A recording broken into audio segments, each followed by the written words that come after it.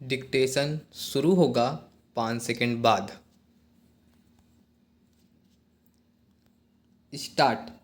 जैसे ही कोई हादसा होता है, धड़ाधड़ सूचनाएं आने लगती है कि कैसे नियमों के अनुपालन में कोताही बरती गई और सुरक्षा संबंधी दिशा निर्देशों की अनदेखी की गई।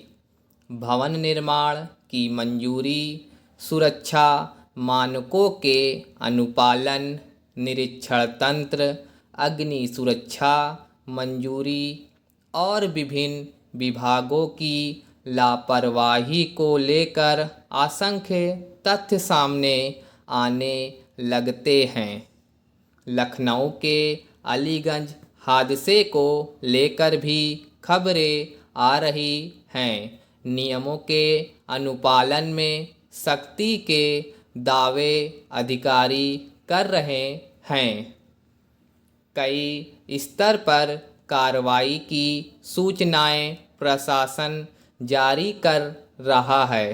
अहम सवाल है कि अगर खामियों के बारे में पहले से सब कुछ पता रहता है तो किस मजबूरी में प्रशासन ने इस मामले में अब तक आंखें बंद कर रखी थी। ऐसे हादसों में नियमों के उल्लंघन को लेकर सवाल उठते हैं।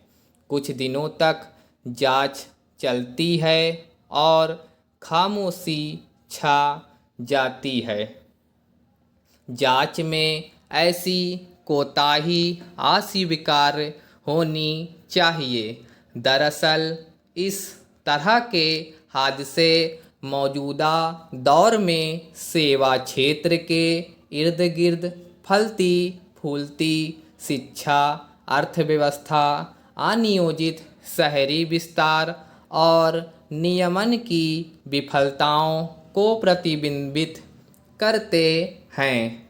कम पूंजी निवेश में मोटे मुनाफे के लालच में नियमों को ताक पर रखा जा रहा है।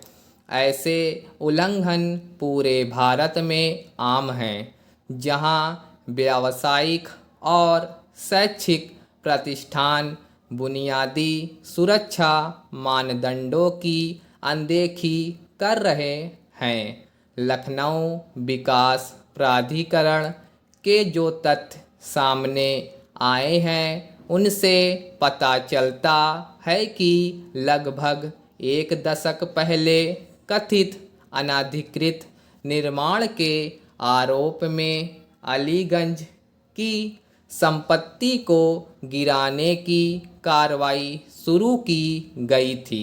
इसे एलडीए आवास योजना के तहत आवंटित किया गया और बाद में बेचा गया था।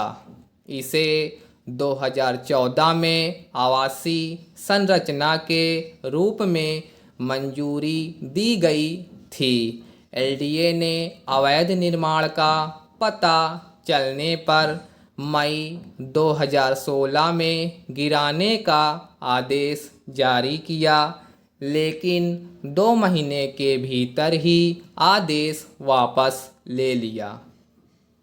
इन सवालों के जवाब सामने नहीं आए हैं कि विध्वंस के आदेश पर अमल क्यों नहीं हुआ, इसे वापस क्यों लिया गया।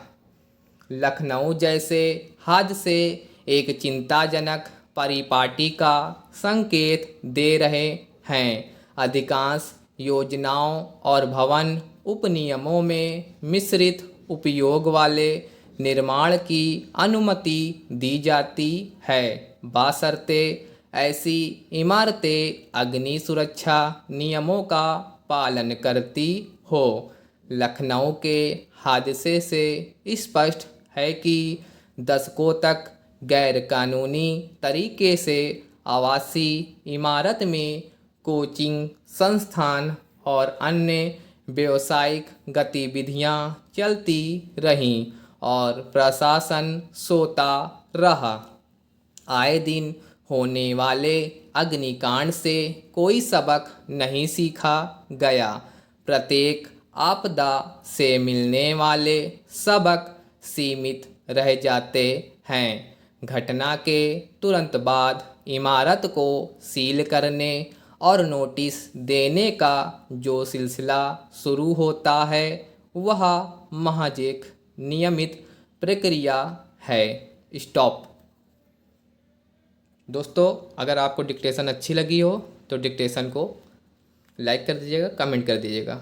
और आपको इसकी पीडीएफ हमारे व्हाट्सएप चैनल पर प्रोवाइड की जा रही है, तो आप व्हाट्सएप चैनल को ज्वाइन कर लीजिए। आप व्हाट्सएप चैनल का लिंक डिस्क्रिप्शन बॉक्स में और कमेंट में पिन कर दिया जाता है।